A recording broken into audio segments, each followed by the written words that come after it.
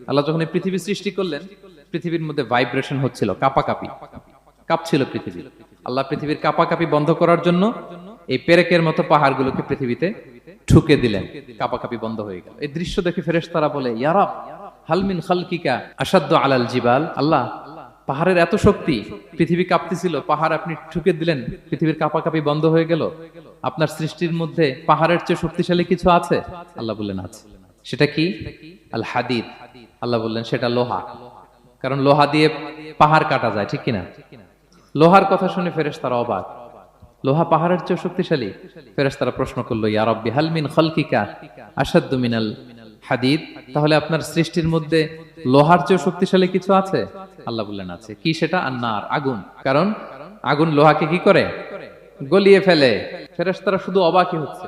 ফেরেশতারা বলে, আগুনের চেয়ে শক্তিশালী কিছু আছে? আল্লাহ বলে আছে, আলমা, পানি। কারণ আগুনে দাউ দাউ করে জ্বলে ওঠা আগুনের মধ্যে পানি দিলে আগুন অস্তিত্ব হারায়। ফেরেশতারা শুধু অবাকই হচ্ছে। তারা বলে, তাহলে পানির চেয়ে শক্তিশালী কিছু আছে? আল্লাহ বলেন আছে। আর রিহ, বাতাস। কারণ